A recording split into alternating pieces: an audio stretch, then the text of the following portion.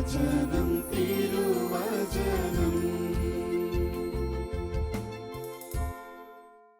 ഈശോ മിശിഹായ്ക്ക് സ്തുതിയായിരിക്കട്ടെ.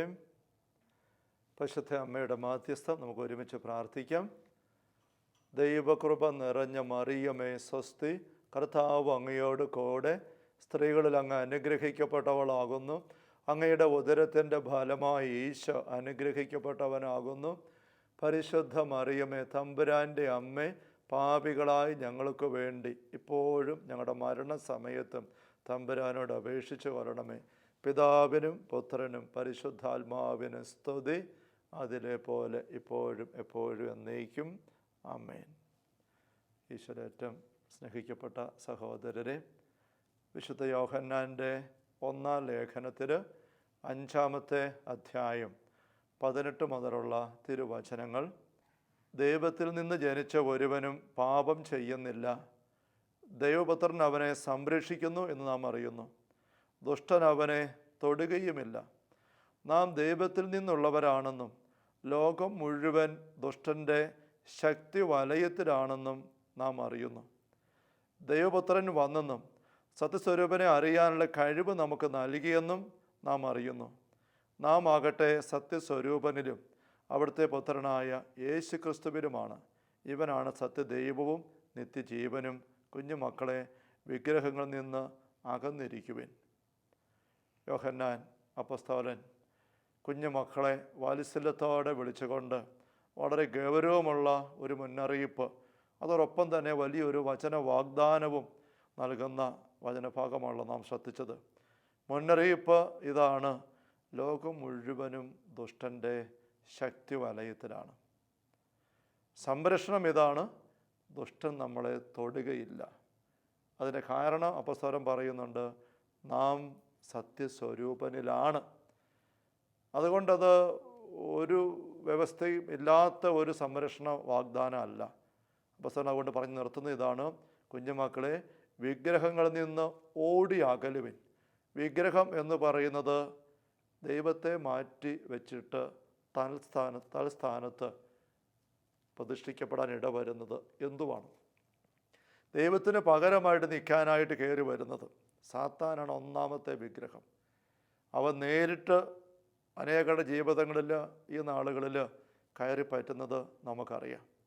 സാത്താനെ പരസ്യമായി ആരാധിച്ചും വണങ്ങിയും അന്വേഷിച്ചും അനുഗമിച്ചും അങ്ങനെ നീങ്ങുന്ന ആൾക്കാരുടെ എണ്ണം ഈ നാളുകളിൽ വല്ലാണ്ട് വർദ്ധിതമായി വരുന്നുണ്ട്. ഗൂഢമായിട്ടും രഹസ്യമായിട്ടും ഒക്കെ സാത്താൻ്റെ പുറകെ പോയിരുന്ന ആൾക്കാർ അങ്ങനത്തെ ഒരു ശൈലി അത് വിട്ടിട്ട് പരസ്യമായി സമൂഹ മധ്യത്തിൽ സാത്താനെ ഏറ്റുപറഞ്ഞ് അങ്ങനെ സാത്താനെ ദൈവസ്ഥാനത്തേക്ക് ദൈവത്തെ മാറ്റി വെച്ചുകൊണ്ട് അവരോധിച്ച് നീങ്ങുന്ന ഒരു ശൈലി കയറി വരുന്നത് നമ്മൾ കാണുന്നുണ്ട്. അതിനു പുറമെ ഗൂഢമായി ദൈവത്തെ മാറ്റിവെച്ച് സാത്താനെ ഹൃദയത്തിൽ വെച്ച് രഹസ്യമായി സാത്താനെ പൂജിച്ച് അങ്ങനെ, അതിനും പുറമെ ദൈവമല്ലാത്തവയെ ദൈവം എന്നോണം കരുതിക്കൊണ്ട് വെറും കെട്ടുകഥകളോ ഇല്ലാ കഥാപാത്രങ്ങളോ അല്ലെങ്കിൽ എന്തെങ്കിലും ജീവിച്ച് മരിച്ചു കടന്നു പോയ സാധാരണക്കാരായ മനുഷ്യ വ്യക്തികളോ ആയ ആളുകളുടെ പേരിൽ ഇന്ന് രംഗപ്രവേശനം ചെയ്ത് നിറഞ്ഞു നിൽക്കുന്ന ദേവീ ദേവന്മാർ, അങ്ങനെയൊക്കെ പറയുന്ന നാഥന്മാരും ദേവന്മാരും എന്നൊക്കെ പറയുന്ന ഒരു കൂട്ടം, അങ്ങനെ വീണ്ടും കല്ലും മുട്ടിയും തടിയും എന്തെങ്കിലും വസ്തുക്കളുമൊക്കെ ദൈവസ്ഥാനത്തേക്ക് അവരോധിക്കപ്പെട്ട് വിഗ്രഹാരാധനയുടെ മറ്റൊരു തലം. അതുമല്ലാതെ വീണ്ടും ഹൃദയങ്ങളിൽ ചില വ്യക്തികളെ വിഗ്രഹസ്ഥാനത്ത് ദൈവസ്ഥാനത്ത് വിഗ്രഹം എന്നോണം വെച്ചുകൊണ്ട് നീങ്ങുന്ന അപകടാവസ്ഥ. അബ്രാഹത്തിൻ്റെ ഉള്ളിൽ ഇസഹാക്ക് ഒരു വിഗ്രഹം പോലെ ആകുന്നത് ദൈവം അപകട സാധ്യത കണ്ടപ്പോഴാണ് അബ്രാഹത്തോട്, നീ സ്നേഹിക്കുന്ന നിൻ്റെ ഏക മകൻ ഇസഹാക്കിനെ ഞാൻ പറഞ്ഞു തരുന്ന, ഞാൻ കാണിക്കുന്ന മലയിൽ കൊണ്ടുപോയി എനിക്ക് ദഹനബലിയായി അർപ്പിക്കണം എന്ന് അബ്രാഹം പറയുന്നത്. അബ്രാഹത്തെ പരീക്ഷിക്കുന്ന രംഗം നമുക്കറിയാം. അത് അബ്രാഹത്തിനെതിരെ അബ്രാഹത്തെ വിഷമിപ്പിക്കാനുമല്ല, ആ കുഞ്ഞിനെ ദഹിപ്പിച്ച് കളയാനുമല്ല, കൊല്ലാനുമല്ല, മറിച്ച് അബ്രാഹത്തിൻ്റെ ഉള്ളിൽ ദൈവത്തേക്കാൾ പ്രധാനപ്പെട്ടതായിട്ട് ഒരു വ്യക്തി, തൻ്റെ തന്നെ മകൻ കയറി ഉയർന്നു വരുന്നത് ദൈവം ശങ്കയോടെ കണ്ടു. അത് വേര് പിഴുത് ഒന്ന് മാറ്റണം, ആ വേരൊന്ന് ഇളക്കി മാറ്റണം.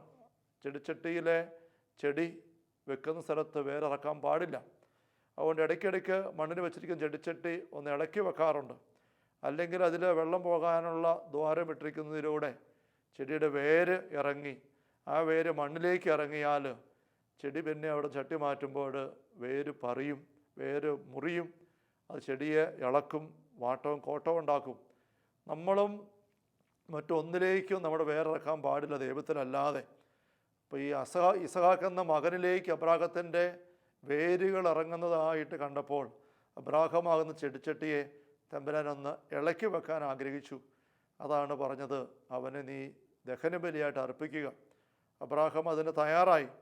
തൻ്റെ ഉള്ളിൽ നിന്നും വളരെ നൊമ്പരത്തോടെ ആ മോനെക്കുറിച്ചുള്ള വലിയ സ്നേഹത്തിൻ്റെ അവനെ കൊണ്ട് നിറഞ്ഞിരിക്കുന്ന അവസ്ഥയുടെ വേരുകൾ അബ്രാഹം വലിച്ച് പൊട്ടിച്ച് മാറ്റി. അങ്ങനെ അപ്പം ഇങ്ങനെ വ്യക്തികൾ, നമ്മുടെ കുഞ്ഞുങ്ങളാവാം, പങ്കാളിയാകാം, സ്നേഹിക്കുന്ന ആരെങ്കിലും ആകാം, ഒക്കെ വിഗ്രഹം പോലെ ഉള്ളിൽ കയറി വരുന്ന അപകടം. അതിനും പുറമെ ധനമോഹമാകുന്ന വിഗ്രഹാരാധന ഓടി അകലുക. അതുപോലെ സ്വത്ത്, ഡിഗ്രികൾ, സ്ഥാനമാനങ്ങൾ, ആൾക്കാരുടെ അഭിനന്ദനങ്ങൾ, ഒരുപാട് സുഹൃത്ത് വലയങ്ങൾ, ഇങ്ങനെയൊക്കെയുള്ള വിഗ്രഹങ്ങളിൽ പെട്ടുപോകുന്ന അവസ്ഥ, ഇത് മുഴുവനും നമ്മൾ ഒഴിവാക്കണം. അപ്പോസ്തലൻ പറയും, കുഞ്ഞുമക്കളെ വിഗ്രഹങ്ങളിൽ നിന്ന് ഓടി അകലണം. അത് നമ്മൾ ചെയ്യണം. അങ്ങനെ ചെയ്തിട്ട് നമ്മുടെ ഉള്ളിൽ സത്യസ്വരൂപനെ നമ്മൾ വെക്കണം. ദൈവത്തെ പ്രതിഷ്ഠിക്കണം നമ്മുടെ ഹൃദയത്തിൽ. ഹൃദയത്തിൻ്റെ അൾത്താരയിൽ ഗൂഢമായി മറ്റൊരു വിഗ്രഹത്തെ സൂക്ഷിക്കാനായിട്ട് പാടില്ല. ഹൃദയത്തിൻ്റെ അൾത്താരയിൽ ദൈവം മാത്രമായിരിക്കണം സത്യസ്വരൂപൻ. അങ്ങനെ നമ്മളാകുമ്പോൾ നമ്മൾ സത്യസ്വരൂപനിലാകും, സത്യസ്വരൂപൻ നമ്മിലാകും. ആ അവസ്ഥയിൽ ദുഷ്ടൻ തൊടില്ല. ആ അവസ്ഥയിൽ ജീവിക്കുന്ന വ്യക്തിയെ ദുഷ്ടൻ തൊടില്ല. ആ അവസ്ഥയിലേക്ക് വരാനുള്ള മനോഹര മാർഗമായിട്ട് ഈശോ ദിവ്യകാരുണ്യത്തെ അവതരിപ്പിക്കുന്നതും നമ്മൾ യോഹന്നാൻ 6 വായിക്കുന്നുണ്ട്. ഈ അപ്പം ഭക്ഷിക്കുന്നവൻ എന്നിലും ഞാൻ അവനിലും വസിക്കുന്നു. സത്യസ്വരൂപനിലും സത്യസ്വരൂപൻ നമ്മിലും. ഈ അപ്പം ഭക്ഷിക്കുന്നവൻ എന്നിലും ഞാൻ അവനിലും. അതിലാണ് നമ്മുടെ സംരക്ഷണം ഇരിക്കുന്നത്. അപ്പോൾ ആ സംരക്ഷണത്തിലേക്ക് വരാനായിട്ട് നമ്മൾ എല്ലാവിധ വിഗ്രഹാരാധനയുടെ അനുഭവങ്ങൾ, പരസ്യമായിട്ടുള്ളതോ വ്യവസ്ഥാപിതമായിട്ടുള്ളതോ ഗൂഢമായിട്ടുള്ളതോ വ്യക്തിപരമായ ഹൃദയത്തിലുള്ളതോ എല്ലാത്തിനകത്തുനിന്നും ഓടി അകലണം. അങ്ങനെ ആയിരിക്കുമ്പോഴാണ് അപ്പോസ്തലൻ അത് നൽകുന്ന മുന്നറിയിപ്പ് നമ്മൾ വിജയകരമായിട്ട് മറികടക്കുക. ഈ ലോകം മുഴുവനും ദുഷ്ടൻ്റെ ശക്തി വലയത്തിലാണ്. കത്തോലിക്കാ സഭയുടെ മതബോധന ഗ്രന്ഥം, ഈ ഗ്രന്ഥത്തിൽ സഭ 409 ഖണ്ഡികയിൽ ഇപ്രകാരം പറയുന്നുണ്ട്: മുഴുവനായും ദുഷ്ടൻ്റെ പിടിയിൽ അമർന്നിരിക്കുന്ന ലോകത്തിൻ്റെ ദുരവസ്ഥ മനുഷ്യജീവിതത്തെ ഒരു സമരമാക്കി മാറ്റുന്നു. നിരന്തരമായൊരു പോരാട്ടം, ഒരു സമരം വേണ്ടി വരുന്നു. അതിന് നമ്മൾ തയ്യാറാകണം. അവിടെ ഈ കാറ്റക്കിസം ഓഫ് ദി കാത്തലിക് ചർച്ചിനകത്ത് 409 ഖണ്ഡികയിൽ 2-ാം വത്തിക്കാൻ കൗൺസിലിൻ്റെ സഭ ആധുനിക ലോകത്തിൽ എന്നുള്ള ആ ഒരു പാസ്റ്ററൽ കോൺസ്റ്റിറ്റ്യൂഷൻ, അതിൻ്റെ 37-ാമത്തെ അധ്യായത്തിൽ 2-ാമത്തെ ഖണ്ഡികയിൽ നിന്നും ഇങ്ങനെ ഉദ്ധരിക്കുന്നുണ്ട്: മനുഷ്യചരിത്രം മുഴുവൻ അന്ധകാര ശക്തികളുമായുള്ള തീവ്രമായ സംഘട്ടന ചരിത്രമാണ്. ചരിത്രത്തിൻ്റെ ആരംഭത്തിൽ തുടങ്ങിയ ഈ സംഘട്ടനം അവസാന ദിവസം വരെ തുടർന്നുകൊണ്ടിരിക്കുമെന്ന് കർത്താവ് പറഞ്ഞിരിക്കുന്നു. ഈ യുദ്ധത്തിൽ അകപ്പെട്ടു പോയ മനുഷ്യന് കരണീയമായി ഒന്നേ ഉള്ളൂ: നന്മയോട് ചേർന്ന് നിൽക്കാൻ ഉചിതമായി സമരം ചെയ്യുക. കൃപാവരത്തിൻ്റെ സഹായത്താലും സ്വന്തം കഠിന പ്രയത്നത്താലുമാണ് മനുഷ്യൻ തൻ്റെ ആന്തരിക ഐക്യം നേടിയെടുക്കേണ്ടത്. ഇങ്ങനെ വത്തിക്കാൻ കൗൺസിലിൽ നിന്ന് ഉദ്ധരിച്ചുകൊണ്ട് ഈ സഭയുടെ മതബോധന ഗ്രന്ഥത്തിൽ 409-ാമത്തെ ഖണ്ഡികയിൽ സഭാപിതാക്കന്മാർ മുന്നറിയിപ്പ് നൽകുകയാണ്. യോഹന്നാൻ സുവിശേഷകൻ തൻ്റെ ലേഖനത്തിൽ തരുന്ന പോലെ 2-3 കാര്യങ്ങൾ ഇവിടെ ഉള്ളത്. ഒന്ന്, ഈ ലോകം മുഴുവൻ ദുഷ്ടൻ്റെ ശക്തി വലയത്തിലാണ്. യോഹന്നാൻ പങ്കുവെക്കുന്ന ആ വചനമാണിവിടെ സഭാപിതാക്കന്മാരെടുത്ത് ആദ്യം പറഞ്ഞിരിക്കുന്നത്. അങ്ങനെ പെട്ടുപോയിരിക്കുന്ന ഈ ലോകത്തിൽ നാം ആയിരിക്കുമ്പോൾ നമുക്ക് എന്താണ് ശ്രദ്ധിക്കാനായിട്ടുള്ളത്, കരണീയമായിട്ടുള്ളത്? അവിടെ പിതാക്കന്മാർ പറയുകയാണ്, ഇതിൻ്റെ ഈ ഒരു അവസ്ഥയുടെ ഫലമായിട്ട് മനുഷ്യചരിത്രം മുഴുവനും അന്ധകാര ശക്തികളുമായുള്ള തീവ്രമായ സംഘട്ടന ചരിത്രമാണ്. മനുഷ്യചരിത്രം മുഴുവൻ, ചരിത്രത്തിൻ്റെ ആരംഭത്തിൽ തുടങ്ങിയ ഈ സംഘട്ടനം അവസാന ദിവസം വരെ തുറന്നുകൊണ്ടേ ഇരിക്കുമെന്ന് കർത്താവ് പറഞ്ഞിരിക്കുന്നു. അത്യകാശത്തിൻ്റെ പ്രബോധനമാണ്. അപ്പോൾ നമ്മൾക്കാർക്കും ഇതിനകത്തുനിന്ന് ഒഴിവില്ല. പോരാട്ടമാണ്. ഈ പോരാട്ടം നമ്മൾ തയ്യാറാകണം. ഈ യുദ്ധത്തിൽ അകപ്പെട്ടു പോയ മനുഷ്യന് കരണീയമായ ഒന്നേ ഉള്ളൂ. എന്താണത്? നിരന്തരമായി സമരം ചെയ്യുക. അതെങ്ങനെ ചെയ്യാൻ പറ്റും? എങ്ങനെ വിജയിക്കാൻ പറ്റും? രണ്ട് കാര്യമാണ് അവിടെ വത്തിക്കാൻ പിതാക്കന്മാരെടുത്ത് പറയുന്നത്. ഒന്ന്, കൃപാവരത്തിൻ്റെ സഹായത്താൽ. രണ്ട്, സ്വന്തം കഠിന പ്രയത്നത്താൽ. സ്വന്തം കഠിന പ്രയത്നത്താൽ, കൃപാവരത്തിൻ്റെ സഹായത്താൽ. ഇത് രണ്ട് കാര്യമാണെന്ന് തോന്നുമെങ്കിലും യഥാർത്ഥത്തിൽ ഇത് രണ്ടും കൂടെ ഒരു സംഭവമാണ്, ഒരു കാര്യമാണ്. എന്താണ്? ഈ കഠിന പ്രയത്നം നമ്മൾ എന്തിനാണ് എടുക്കേണ്ടത്? കൃപാവരം ആർജിക്കാനും കൃപാവരത്തിൻ്റെ കരുത്തോടുകൂടെ പിടിച്ചു നിൽക്കാനും വേണ്ടിയിട്ടാണ്. കൃപാവരം ആർജിക്കുക എന്ന് പറയുന്നത് എങ്ങനെയാണ്? ദൈവത്തിൻ്റെ ശക്തി നമ്മിലേക്ക് വരുത്താൻ സാധിക്കുന്നത് എങ്ങനെയാണ്? അത് പ്രാർത്ഥനയിലൂടെയാണ്. അത് പ്രാർത്ഥനയിലൂടെയാണ്. അപ്പോൾ നമ്മുടെ നാരകീയ ശക്തികൾക്കെതിരെയുള്ള പോരാട്ടത്തിൽ പ്രാർത്ഥനയുടെ പ്രാധാന്യം നമ്മൾ ഈ നാളുകളിൽ ഈ വേദിയിൽ ആവർത്തിച്ച് കാണുകയാണ്. അതേക്കുറിച്ച് നമ്മൾ കുറച്ചുകൂടി ചിന്തിക്കേണ്ടതായിട്ടുണ്ട്. ഈ ഒരു ചിന്തയെടുക്കാതെ നമുക്ക് വിജയിക്കാൻ പറ്റുകയില്ല. ചിലപ്പോഴൊക്കെ പൈശാചികമായ ബന്ധനങ്ങൾ അഴിഞ്ഞു കിട്ടാൻ ആഗ്രഹിച്ച് ധ്യാനത്തിനായിട്ട് വരുന്ന സഹോദരങ്ങൾ ധ്യാനത്തിൽ കിട്ടുന്ന ബോധ്യങ്ങളെല്ലാം എടുക്കുന്നു, ധ്യാനത്തിലെ പ്രാർത്ഥനയെല്ലാം എടുക്കുന്നു, കുറേയൊക്കെ വിടുതലും ആശ്വാസവുമായി. അത് കഴിഞ്ഞ് പോയിച്ചിട്ട് ഏതാനും ആഴ്ചകൾ കഴിയുമ്പോൾ ചിലപ്പോൾ വിളിക്കുമ്പം ചിലർ വീണ്ടും ദയനീയാവസ്ഥ പറയാറുണ്ട്. ദയനീയാവസ്ഥ പിന്നെയും പറയുന്നത് കേൾക്കുമ്പോഴേ ഞാൻ അവിടെ ചോദിക്കുന്നൊരു ചോദ്യമുണ്ട്. നമ്മൾ ധ്യാനിക്കാൻ ഇവിടെ നിങ്ങൾ വന്ന അവസരത്തിൽ ഒരുമിച്ച് ഏറ്റെടുത്ത, നടത്തിയ, ആരംഭിച്ച പ്രാർത്ഥന ഇപ്പോൾ എങ്ങനെ പോകുന്നു? ആ പ്രാർത്ഥനയിൽ ആഴപ്പെട്ട് നീങ്ങുന്നുണ്ടോ? ഒരു 21 ദിവസത്തെ ആത്മീയ പോരാട്ടം പ്രാർത്ഥനയിലൂടെ നടത്താനായിട്ട് നമ്മൾ പലരും തീരുമാനമെടുത്താണ് പിരിഞ്ഞത്. സഹോദരൻ്റെ സഹോദരി എങ്ങനെയാണ് തീരുമാനിച്ചത്? അപ്പം പറഞ്ഞു, അങ്ങനെയൊക്കെ തീരുമാനിച്ചാൽ നിന്നിട്ടോ വെച്ചാൽ അത് കുറേ ദിവസമൊക്കെ നടത്തി, പിന്നെ നടന്നില്ല. അപ്പോൾ ഞാൻ പറയും, സഹോദര സഹോദരി, പ്രാർത്ഥന കൊണ്ടല്ലാതെ മറ്റൊന്നുകൊണ്ട് വർഗം പുറത്ത് പോവില്ല. നമ്മൾ പോരാട്ടത്തിലേക്കാണ് ഇറങ്ങുന്നത്. ഇന്ത്യ പാകിസ്ഥാൻ അതിർത്തിയിൽ പൊരുതാനായിട്ട് ചെന്ന് നിൽക്കുന്ന ഒരു ഭടൻ ഒരു നീക്ക് വെടിയും പോരാട്ടത്തിൻ്റെ ഇതും കഴിഞ്ഞിട്ട് തോക്കും നിരത്തോട്ട് കുത്തിച്ചാരി മരത്തിൻ്റെ ചവിട്ടിൽ വർത്തമാനം പറഞ്ഞ് കാഴ്ച കണ്ടിരുന്ന് കഴിഞ്ഞാൽ നിരത്തിരിക്കുന്നതിന് മുമ്പ് തന്നെ ചെന്ന് നിരത്ത് പതിക്കുന്നതിന് മുമ്പ് തന്നെ അങ്ങേ മലയിൽ നിന്ന് അല്ലെങ്കിൽ പാകിസ്ഥാൻ ക്യാമ്പിൽ നിന്നുള്ള വെടി വന്ന് വീണ് ഈ വ്യക്തി നിലം പതിച്ചിരിക്കും. അങ്ങനെ അലംഭാവമായിട്ടിരിക്കാൻ ഒരു നിമിഷം പോലും പറ്റത്തില്ല. ഇതൊരു പോരാട്ടമാണ്. ഈ പോരാട്ടത്തിൽ നമ്മൾ നിരന്തരം എടുക്കേണ്ടത്, അപ്പസ്വരം പറഞ്ഞ്, ഒന്ന്, വിഗ്രഹങ്ങളിൽ നിന്ന് അകന്നിരിക്കണം. ദൈവമല്ലാത്തതിനെ അകത്ത് കയറ്റരുത് ഒരു തരത്തിലും. സകല പാപവും അതിൻ്റെ ബാക്കിയാണ് നമുക്കറിയാം. ദൈവമല്ലാത്ത എന്തിൻ്റെയെങ്കിലും പുറകെ ഇറങ്ങിപ്പോകുന്ന സകല പാപത്തിൻ്റെ അനുഭവം നമ്മുടെ തന്നെ ജഡത്തെ ദൈവമാക്കുന്നു. അങ്ങനെ ഏതെല്ലാം കാര്യങ്ങൾ. അപ്പം അങ്ങനെയുള്ള സകല ദൈവ നിഷേധ, ദൈവ തിരസ്കരണ രീതികളിൽ നിന്ന് മാറ്റി നമ്മുടെ ജീവിതത്തെ സൂക്ഷിച്ചിട്ട് പ്രാർത്ഥനയിൽ, ലൂക്കായുടെ സുവിശേഷത്തിൽ 18-ാമത്തെ അധ്യായത്തിൽ 1 മുതലുള്ള വാക്യങ്ങളിൽ ഈശോ പറയുന്നത് നമുക്കറിയാം. ഭഗ്നാശരാകാതെ എപ്പോഴും പ്രാർത്ഥിക്കണം എന്ന് കാണിക്കാൻ ഈശോ അവരോട് ഒരു ഉപമ പറഞ്ഞു. ദൈവത്തെ ഭയപ്പെടുകയോ മനുഷ്യരെ മാനിക്കുകയോ ചെയ്ത് ന്യായാധിപൻ ഒരു പട്ടണത്തിലുണ്ടായിരുന്നു. നമുക്കറിയാം, ഉപമ അറിയാം. നിരന്തരം വന്ന് പറഞ്ഞിട്ട് അങ്ങനെ മൈൻഡ് ചെയ്യുന്നില്ല ഈ സഹോദരി സ്ത്രീയെ. പക്ഷേ നിരന്തരം പിന്നെയും വന്ന് ശല്യപ്പെടുത്തുമ്പോൾ അവസാനം അങ്ങേര് പറയുകയാണ്, ശല്യം നിർത്താൻ വേണ്ടി എങ്കിലും ഞാൻ ആ സ്ത്രീക്ക് നീതി നടത്തി കൊടുക്കാൻ പോവുകയാണ്.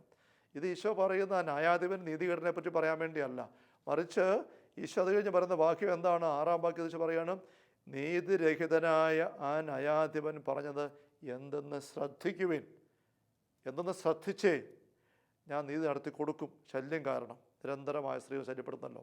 ഈശോ പറയാണ്, അങ്ങനെയെങ്കിൽ രാവും പകലും തന്നെ വിളിച്ച് കരയുന്ന തൻ്റെ തിരഞ്ഞെടുക്കപ്പെട്ടവർക്ക് ദൈവം നീതി നടത്തി കൊടുക്കുകയില്ലേ? അവിടുന്ന് അതിന് കാലവിളംബം വരുത്തുമോ? അവിടുന്ന് വേഗം നീതി നടത്തി കൊടുക്കുമെന്ന് ഞങ്ങൾ പറയുന്നു. 2 ചോദ്യമായി ചോദിക്കുന്നത്. നീതി നടത്തി കൊടുക്കുകയില്ലേ? ഒരു ചോദ്യം.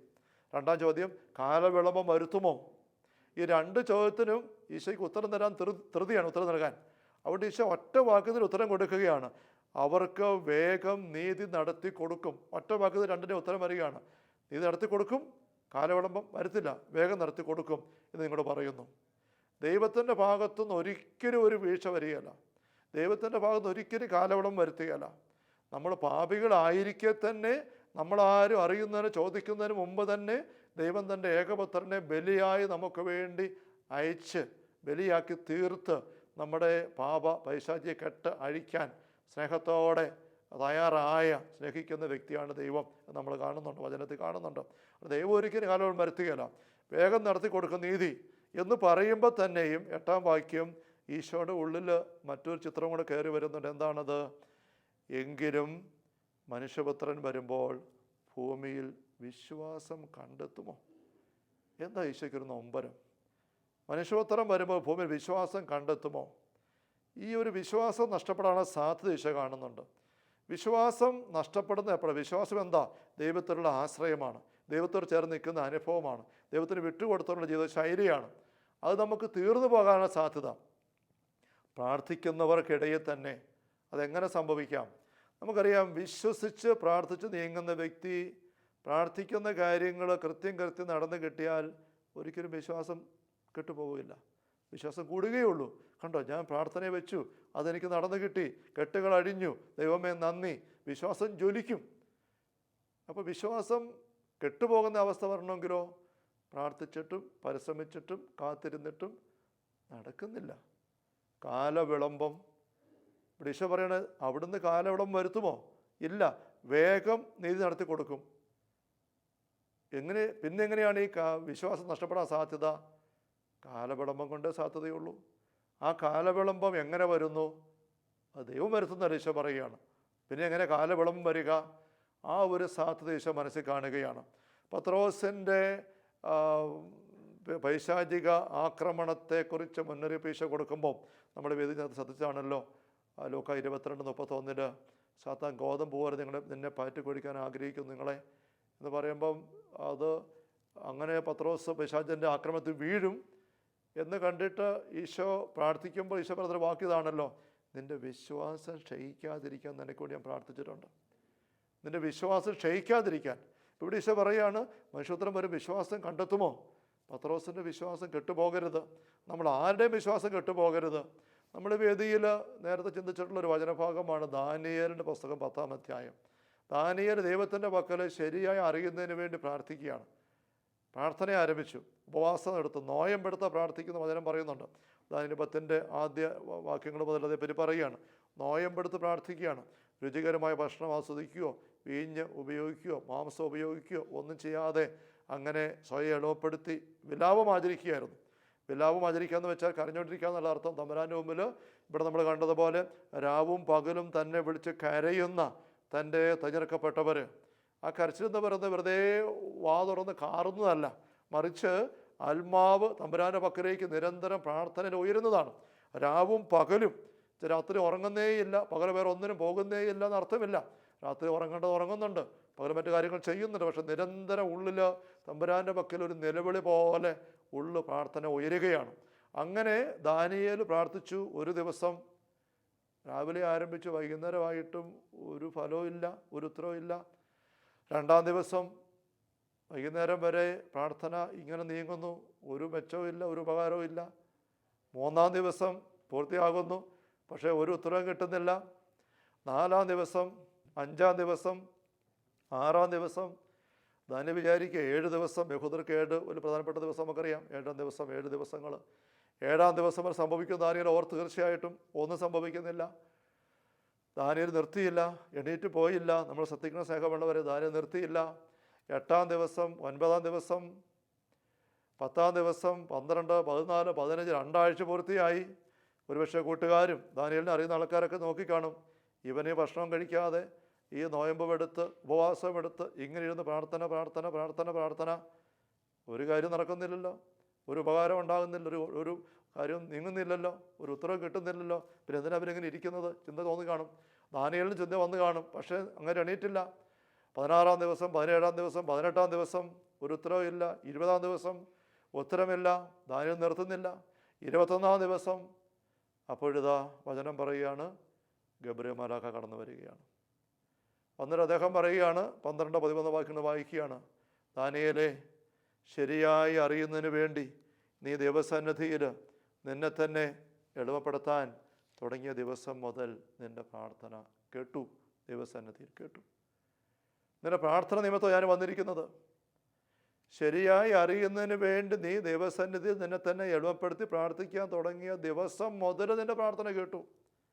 എത്ര ദിവസമായി? 21 ദിവസമായി ദൈവം പ്രാർത്ഥന കേട്ടിട്ട്. ദൈവം ഒരിക്കലും കാലവിളംബം വരുത്തുന്നില്ല. ദാനിയേൽ പ്രാർത്ഥിക്കാൻ ആരംഭിച്ചപ്പോൾ തന്നെ ദൈവം കേട്ടു, ഉത്തരവും കൊടുത്തു. കേട്ടിട്ട് അനങ്ങാതിരിക്കുകയല്ല, ഗബ്രിയേലിനെ അപ്പം തന്നെ അയക്കുകയാണ്. നമ്മൾ കണ്ടില്ലേ മത്തായി 6-8 വാക്യം, ചോദിക്കുന്നതിന് മുമ്പ് തന്നെ നിങ്ങളുടെ ആവശ്യം സ്വർഗ്ഗസ്ഥനായ പിതാവ് അറിയുന്നു. ഇവിടെ ദാനിയേൽ പ്രാർത്ഥിക്കാൻ ആരംഭിക്കുന്നതിന് മുമ്പ് തന്നെ ദൈവം അറിഞ്ഞു കഴിയും. ആരംഭിച്ച 1-ാം ദിവസം തന്നെ തമ്പുരാൻ ഉത്തരം കൊടുത്തു, കേട്ടു. പക്ഷേ ആ ഉത്തരം ദാനിയേലിൻ്റെ പക്കൽ ഒരാശ്വാസമായിട്ടും ഒരു വെളിപാടായിട്ടും എത്തുന്നത് 21-ാം ദിവസമാണ്. കാരണം നമുക്കറിയാം, ഗബ്രിയേൽ മാലാഖ പറയുന്നുണ്ട്, പേർഷ്യ രാജ്യത്തിൻ്റെ കാവൽദൂതൻ 21 ദിവസം എന്നോട് എതിർത്ത് നിന്നു. പ്രധാന ദൂതൽ ഒരാളായി മിഖായേൽ എൻ്റെ സഹായത്തിനെത്തി. മിഖായേൽ ഇപ്പം ആ പേർഷ്യ രാജ്യത്തിൻ്റെ ദൂതനുമായിട്ട് പൊരുതിക്കൊണ്ടിരിക്കുകയാണ്. അങ്ങനെയാണ് എനിക്കിവിടെ വരാൻ സാധിച്ചത്. സ്നേഹമുള്ള സഹോദരങ്ങളെ, ഈ ദാനിയേലിൻ്റെ പ്രാർത്ഥന 7 ദിവസമായപ്പം, 9 ദിവസമായപ്പം, 15 ദിവസമായപ്പം അങ്ങനെ മടുത്തിട്ട് നിർത്തിയായിരുന്നെങ്കിൽ ദൈവത്തിൻ്റെ പദ്ധതി അവിടെ വിജയിക്കാതെ പോയാനെ.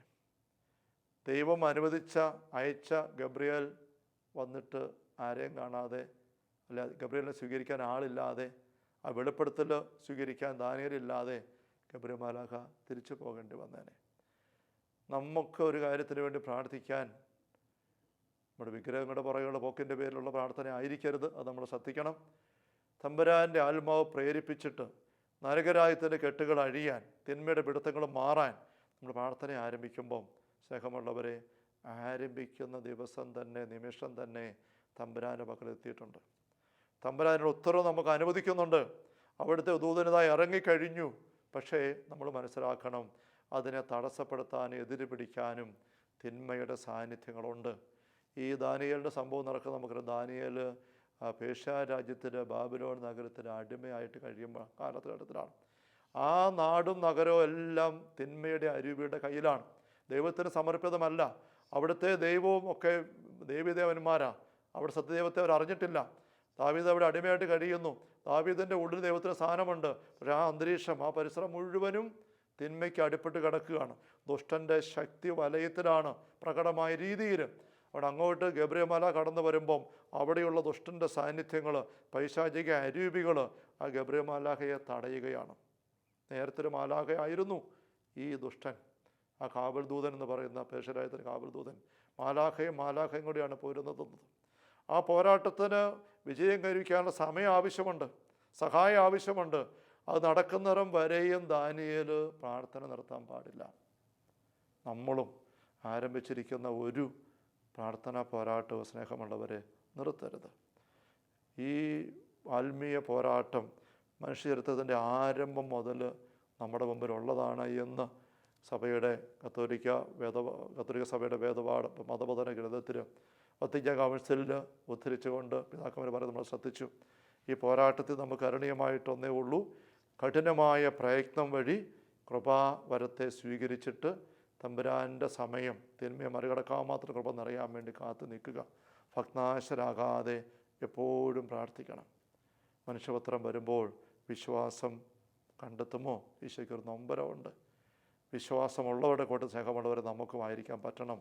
അതുവരെയും പ്രാർത്ഥനയുടെ ആ ഒരു പോരാട്ടത്തിൽ ഏർപ്പെടാനുള്ള കൃപ നമുക്ക് തിരുസന്നിധിയിൽ പ്രാർത്ഥിക്കാം. ഒരു നിമിഷം നമുക്ക് ഒരുമിച്ച് നമ്മുടെ ഉള്ളങ്ങളെ തമ്പുരാൻ്റെ പക്കലേക്ക് ഉയർത്താം. സ്നേഹനാഥനായ ഈശോയെ, ഭഗ്നാശരാകാതെ നിരന്തരം പ്രാർത്ഥിക്കണമെന്ന് ഉദാഹരണ സഹിതം അങ്ങ് പഠിപ്പിച്ചല്ലോ. ദൈവം ഒരിക്കലും കാലവിളമ്പ് വരുത്തില്ല, അങ്ങ് ഉറപ്പ് തന്നു, നീതി നടത്തി തരും. എങ്കിലും അങ്ങ് പഠിപ്പിച്ചല്ലോ, മുന്നറിയിപ്പ് തന്നല്ലോ, ഞങ്ങളുടെ വിശ്വാസം കെട്ടുപോകാൻ ഇടവരരുത്. കെട്ടുപോകാൻ മാത്രമുള്ള കാലവിളമ്പ് ചിലപ്പം വരാം. അത് ദൈവം ആഗ്രഹിക്കുന്നതല്ല, ദൈവം അനുവദിക്കുന്നതല്ല. മറിച്ച് തിന്മയുടെ ഇടപെടൽ വഴി കയറി കിടക്കുന്ന തടസ്സത്തിൻ്റെ വലിയ മലകളെ, പൈശാചിക സാന്നിധ്യങ്ങളെ മറികടക്കാൻ ആവശ്യമായ കൃപാവരം ഞങ്ങളുടെ പ്രാർത്ഥന വഴി അവിടെ നിറയാനുള്ള സമയമാണ്. അത് കാലവിളമ്പമല്ല, നമ്മൾ പൊരുതി കയറാനുള്ള അവസരമാണ്. ഞങ്ങൾ അറിയണമെന്ന് ഈശോ അങ്ങ് ആഗ്രഹിച്ചല്ലോ. കർത്താവായ ഈശോയെ, മണിക്കൂറുകൾ അങ്ങ് പ്രാർത്ഥിച്ചു, ഞങ്ങൾക്ക് ആ മാതൃക തന്നിട്ടുണ്ട്. ഞങ്ങളുടെ നിരവധിയായ നിയോഗ തലങ്ങളിൽ ഞങ്ങൾ ചിലപ്പോഴൊക്കെ മടുത്തു പോകുന്നുണ്ട്, പ്രാർത്ഥന കുറച്ച് പോകുന്നുണ്ട്, പ്രാർത്ഥന നിർത്താൻ തോന്നിപ്പോകുന്നുണ്ട്, പ്രാർത്ഥിക്കുന്ന എന്തിനാ ചിന്ത വന്ന് പോകുന്നുണ്ട്. ഈശോയെ ക്ഷമിക്കണമേ, ഞങ്ങളുടെ വിശ്വാസം ശക്തിപ്പെടുത്തണമേ. അങ്ങയെപ്പോലെ ദാനിയേലിനെ പോലെ പ്രാർത്ഥിച്ച് സ്വർഗത്തിൻ്റെ വിജയം, ദൈവരാജ്യത്തിൻ്റെ സാന്നിധ്യം ഞങ്ങളുടെ കൊച്ചു കൊച്ചു ജീവിത സാഹചര്യങ്ങളിലും സമൂഹത്തിനും സഭയിലുമെല്ലാം ശക്തിയോടെ വിടർന്ന് ശോഭിക്കാൻ ഇടവരുത്തുന്ന ദൈവരാജ്യത്തിൻ്റെ പടയാളികളായിട്ട് ഞങ്ങളെ മാറ്റണമേ. കർത്താവായ ഈശോയെ, നിങ്ങളുടെ പരിശുദ്ധ കത്തോലിക്കാ സഭയിൽ എളിയ ദാസനം കനിഞ്ഞു നൽകിയ ശുശ്രൂഷ പൗരോഗത്തിൻ്റെ അഭിഷേക അധികാരം അനുസരിച്ച് പാലാരൂപതയുടെ വാഗോൺ മണ്ഡലം ധ്യാനകേന്ദ്രത്തിലെ നിയമനാധികാരം അനുസരിച്ചും കർത്താവേ, നിൻ്റെ പ്രിയപ്പെട്ട മക്കളുടെ മേൽ ദാസനെ കരമുയർത്തി പ്രാർത്ഥിക്കുന്നു. അങ്ങയുടെ വചനത്തിന് ശിശുഭാവത്തോടെ ഉള്ളു തുറന്ന് വിശ്വാസത്തോടെ സ്വീകരിച്ച് അതനുസരിച്ച് മുന്നോട്ട് നീങ്ങാനുള്ള തീരുമാനമെടുത്ത് കൃപയ്ക്ക് വേണ്ടി കാത്തിരിക്കുന്ന മക്കളുടെ മേൽ അങ്ങയുടെ കൃപ ഈ ആശീർവാദ സമയത്ത് സമൃദ്ധമായിട്ട് ഒഴുകി നിറയട്ടെ. നമ്മുടെ കർത്താവ് ഈശോ മിശിഹായുടെ സമൃദ്ധമായ കൃപയ അനുഗ്രഹങ്ങളും പിതാവായ ദൈവത്തിൻ്റെ അവർണ്ണനീയമായ സ്നേഹവും പരിശുദ്ധാത്മാവായ ദൈവത്തിൻ്റെ നിരന്തരമായ സാന്നിധ്യവും സഹവാസവും സഹായവും സംരക്ഷണമെല്ലാം സ്നേഹമുള്ളവരെ നാം ഓരോരുത്തരോടും കൂടെ ഉണ്ടായിരിക്കട്ടെ, ഇപ്പോഴും എപ്പോഴും എന്നേക്കും. ആമേൻ.